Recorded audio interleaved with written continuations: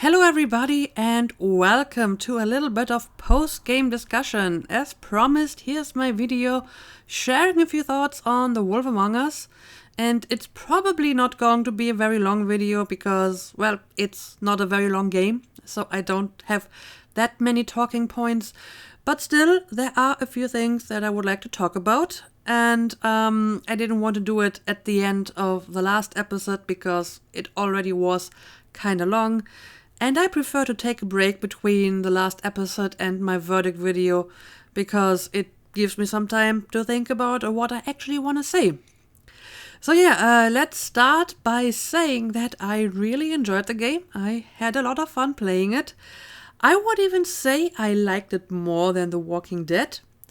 And I will probably compare this game a lot to The Walking Dead in this video, even though I realize that it might not be entirely fair to do so, because despite their obvious similarities in gameplay in particular, they are inherently different games with a different story that wants to achieve different things. But still, it is the only other Telltale game that I played, so it feels kind of obvious for me that I would compare them to each other. But yeah, I think the main reason why I like this game more is because, first of all, I feel it had the more interesting premise. I'm not sure if it's entirely unique. I think there have been other stories, franchises, whatever, that, put a twist on fairy tale characters or bring them into the modern world. But still, I would say it's definitely more original than Zombie Apocalypse. I mean, we've seen that a lot of times before, right? But it also had, in general, a more interesting story. And I will talk about the story later. First, let's talk about gameplay, as I usually do first. And I don't have much to say about that because it was essentially the same gameplay as in The Walking Dead. And it basically had the same pros and cons. And just as in The Walking Dead, I would say the gameplay is adequate, for what it wants to achieve. It carries a story and it works. The obvious con of the gameplay is, and you may have guessed that, QuickTime events. I mean, seriously, does anyone actually enjoy QuickTime events? You can't help but wonder why so many games still have them when nobody really seems to like them. I mean, I understand why the QuickTime events are in the game. I mean, in its core, the gameplay is basically a click-and-point adventure game. I mean, you walk around, you click on stuff, you talk to people, you collect in a very limited fashion items and use them for stuff, even though this is obviously a lot more simplified compared to older point-and-click adventures. So you have this kind of gameplay, and this kind of gameplay doesn't mix very well with action sequences because you don't have any actual gameplay for combat stuff or whatever. So all that's left for you are QuickTime events or, well, I suppose having a fully animated cutscene without any sort of interactivity. That would work as well. But people probably wouldn't like that either.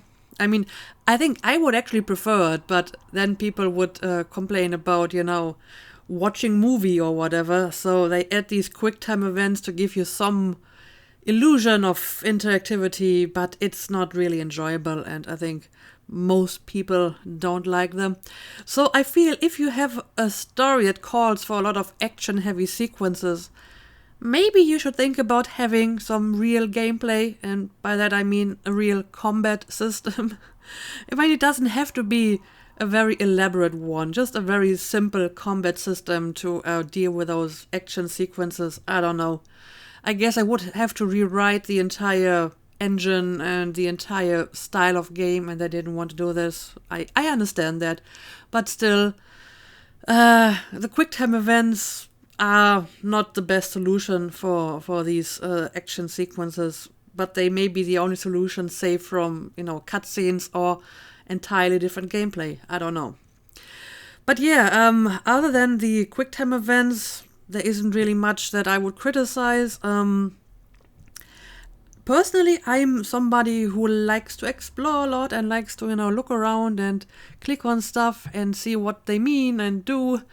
And just like The Walking Dead, this game didn't really have a lot of that compared to Life is Strange, for example, where you had a lot of information and details that didn't really connect to the main story as such, but just provided, background flair, background information, world building. This game didn't have a lot of that. I can kind of understand why, because it's essentially criminal investigation, the story.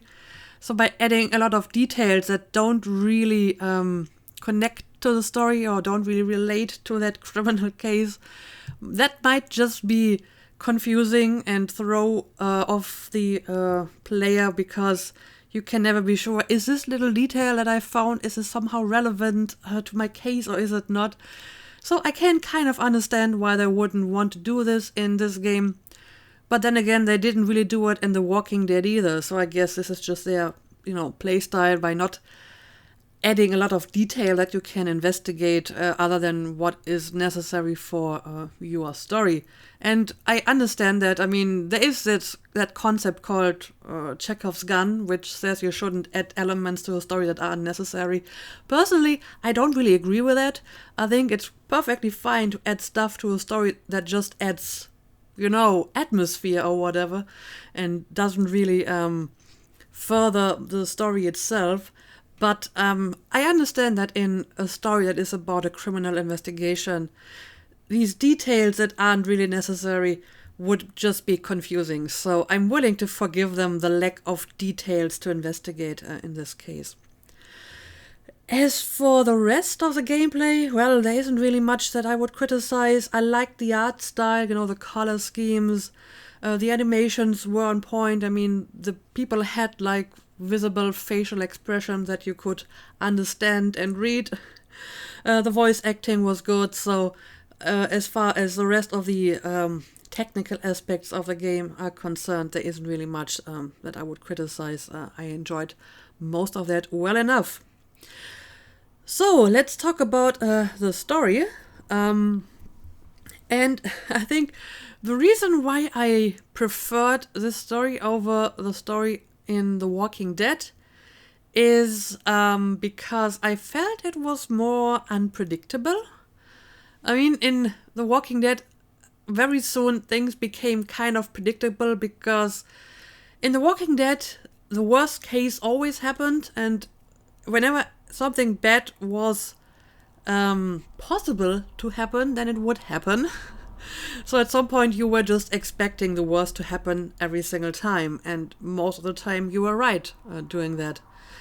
In this game, well, at first I thought it would go down a similar route, basically at the end of the first chapter when you found Snow's severed head. I was like, okay, here we go again. Bad stuff is starting to happen, and from now on there will be just more bad stuff happening, and everything bad that you can imagine will happen at some point. And, well, it did not. As a matter of fact, I thought the story was quite well balanced between, bad stuff happening, but also, good stuff happening, or positive elements of the story. And that wasn't really obvious at first, because the game does have a bit of a, film noir atmosphere. So I figured, yeah, it's all going to be grim and bad, and it's not going to end well, and people are going to die and stuff like that. But it didn't, and that made the story actually unpredictable. And it's actually something that I criticized about The Walking Dead, that after a while, and I only played 2 seasons, so I didn't even play the entire series, and even after 2 seasons, you felt kinda emotionally exhausted by all the bad stuff happening, to a point where you almost stopped caring.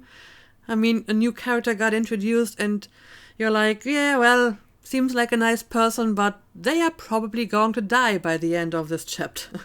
So yeah, all that pain and grief and bad stuff that happened in The Walking Dead made you kinda apathetic at some point, because, no matter what you do, it's just going to end bad, and all the nice people you will meet in this game will eventually die. And it didn't happen in this game, and that was actually a nice twist. So it ended a lot better than I thought it would. It ended on a, somewhat positive note. We caught the bad guy, and people were, willing to change and maybe make Fabletown a better place and hopeful, uplifting stuff like that. I mean, whether or not it's going to happen is a different question, but at least they gave the impression that people were actually trying to improve for the better. So I didn't expect that after the first chapter of the game, so that's why I think the story was more unpredictable.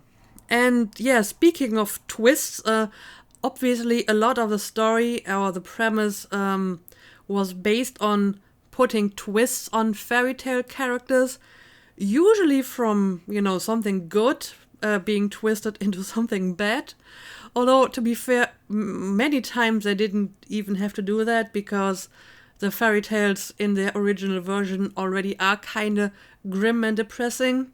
And it's only like the Disney versions or the modern child-friendly version that you will find in children's books that are all, happily ever after and stuff like that. For example, The Little Mermaid, if you've ever read the original, that is one sad story. So they didn't really have to change much about that story to fit it in here. But obviously a lot of other fairy tale motives were twisted from something good into something bad. I would even say that they maybe overdid it a little bit. And I realized that this is probably because, the source material, meaning the comic books, basically work along these lines, so they kind of had to stick with that.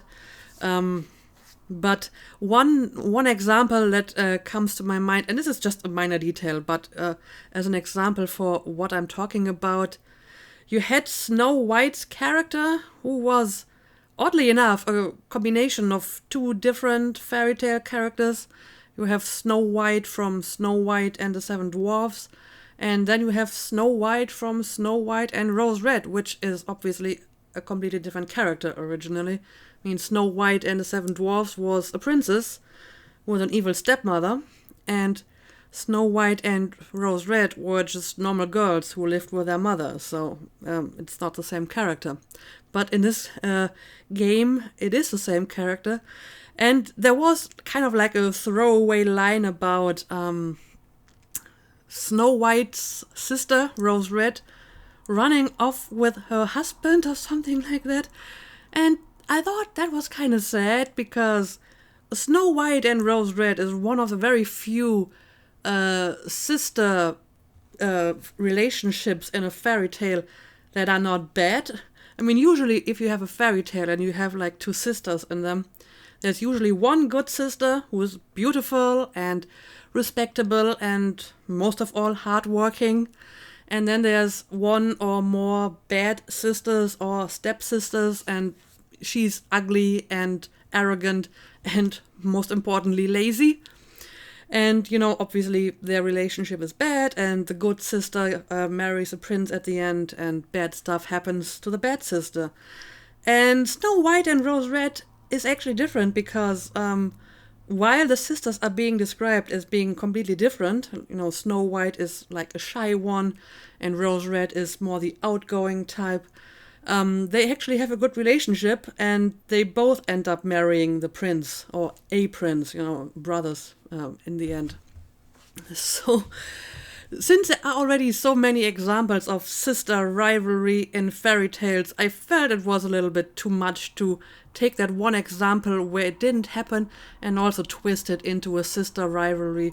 I mean, it's just a minor detail, but just as an example of why I think that maybe they went a little bit overboard with trying to twist everything from the original fairy tales. However, I am willing to forgive them that because they also put a twist on the negative tropes, namely the big bad wolf. Because in this game, you had the possibility, at least, to make the big bad wolf not quite as bad. So you had decisions, and you could make him essentially a fairly decent person. I mean, you could also be like ripping off people's arms and killing people left and right and stuff like that. But you had the option to put a twist on a negative trope and turn it into something positive. And that's what I found interesting, you know. I always thought, you know, when I read fairy tales, I always thought, those poor wolves. I mean, why always a bad wolf? Wolves aren't really all that bad and dangerous. What have they done to deserve all of this negativity in fairy tales? I mean, the wolf is more or less extinct in most populated areas in Europe. So, I mean, who is the really dangerous entity in this scenario? The wolf or the humans, right? So, yeah, I thought it was nice that you could make the big bad wolf not big and bad, because, you know, poor wolves need a dire reversal of their reputation, I feel. Of course, I do wonder what would happen if I, you know, play along with a stereotype and play Bigby as a really violent character. I'm not sure if it would make much of a difference in terms of story. I mean, Telltale games often get accused of not really offering choice, and it just seems like they do so. But in the end, it doesn't really matter what you do. But I feel it makes at least for some good role-playing to play Bigby in different ways. And I think it might at the very least matter in the end when you have that trial with a crooked man and he's trying to turn the community against Bigby, which in my case failed miserably because the only thing that he could bring up was that one of the Tweedles got abused while in custody, and that wasn't even Bigby who did it, and that was basically the only thing he could bring up against Bigby as like a negative example. But I guess it could be possible that if you play him like a real violent jerk, that he has more, you know, examples to bring up during the trial. Then again, if you play Bigby that way, you probably wouldn't bring in the crooked man for trial in the first place, but just kill him right away, right? So I don't know if that really matters at all. But yeah, I think the decisions were at least good for role-playing. I'm not sure if they really make much of a difference in the long run. But still, I enjoyed the fact that you could make these decisions in regards to Bigby's behavior. And well, what else can I say? Oh yeah, I still have one other criticism of the game. I think it should have been longer. I think it was too short. Obviously, it is more or less the same length as The Walking Dead. They were also about, 10 hours maybe. So, it's not really different here. But in regards to The Walking Dead, I felt they actually had a good length. I think they should not have been longer because, like I said, after a while, even after 2 seasons, I started to think that, it became a little bit predictable and the story was getting a little bit repetitive. I didn't have the feeling in this case. I think there's a lot more potential in the premise and the characters to make a longer story or to make sequels that are not just a repeat of the first season. So, I don't know, apparently Telltale Games is kind of back, so maybe there will be a second season at some point, and I would be happy with that because I feel there is still a lot of potential in the story and all these different characters to write new stories for a new season. Also, another reason why I thought the game should have been longer is because I still have quite a few questions. Questions that have not been answered all that well in this game. I mean, they don't have to answer every single question in a game. I think it's fine to leave a few open mysteries. But there are a few things where I wish the game would have elaborated a little bit more. One example is Vivian and the ribbons and how it all got started. I mean, her words were basically that they wanted to start a place just for themselves where they would not be controlled, and the ribbons were just some kind of gimmick, which seems like a very weird explanation. And I do wonder who is the we she was talking about. We wanted a place for our own where we would not be controlled. And I get the impression she was basically just talking about herself and Georgie and all the other girls that were wearing ribbons. I don't know. Somehow I don't think they really agreed to that. Like, yeah, let's start this place and let's all put on these ribbons that will make it impossible for us to talk about what we're doing here. And oh yeah, we can't take it off because if we do, we will get killed. And even Vivian, who created all these new ribbons, couldn't take them off of the other girls without killing herself. So that seems like a weird thing to do as a gimmick. So, okay, I guess she and Georgie started that place somehow. But I don't think that the rest of the girls were just like, yeah, let's use these ribbons because why not? So it feels like a very incomplete explanation. Also, another question would be, how did the ribbon affect the magic mirror? I mean, I understand the girls not being able to talk about that job because they are actually wearing the ribbon and it would kill them if they take them off. But when Bigby asked the magic mirror where to find Faith's body, the magic mirror couldn't give an answer either. I mean, the magic mirror was not wearing a ribbon. As a matter of fact, even Faith wasn't wearing a ribbon anymore because she was already killed and the ribbon was somewhere in her mouth. So why was the magic mirror not able to show us her body?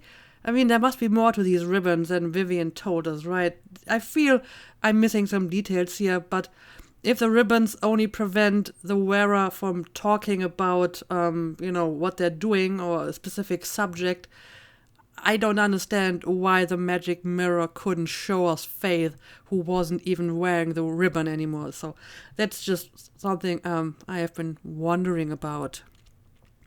There's also the whole thing about the end, which I'm not entirely sure.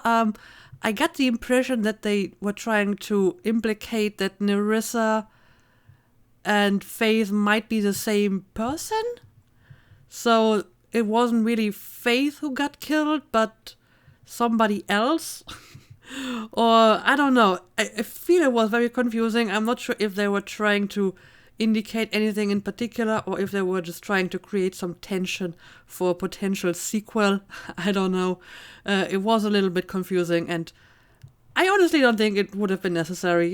Just end the game with closure. No need to add some kind of hook for a potential sequel. So yeah, I'm not exactly sure what was going on with that ending and the mysterious words by Nerissa. So there's that. And another thing I would like to know more about is the Crooked Man. I got the impression that the game wanted to present him in a somewhat ambiguous fashion, but I honestly don't think they succeeded in doing so.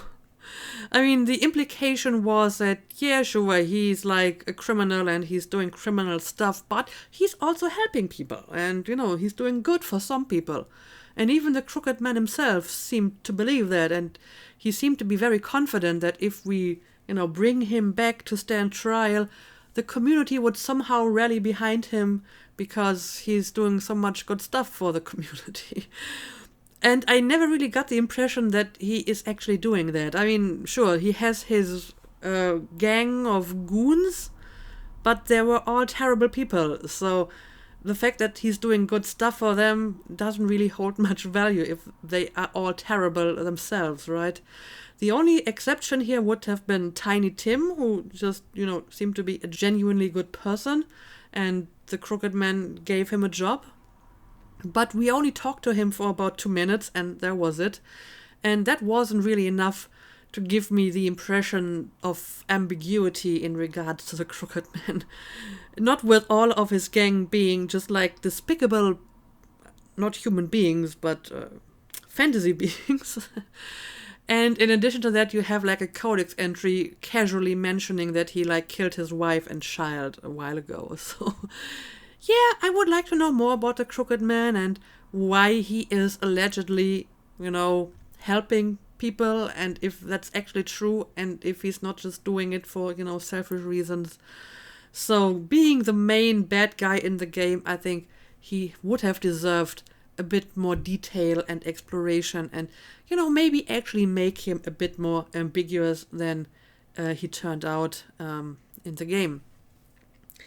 So yeah, I think the game could have been a few hours longer, and it would not have detracted from the story, and it would not have seemed repetitive or overly long.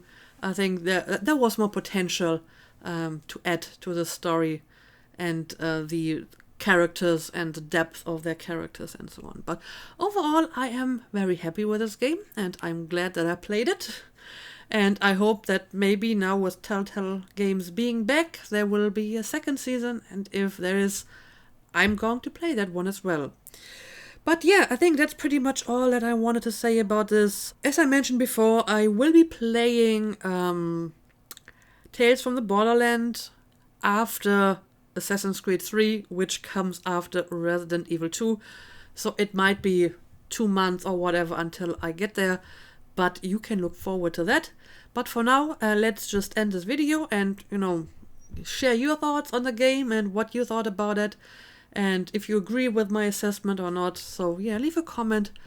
And as always, thank you for watching and see you again next time.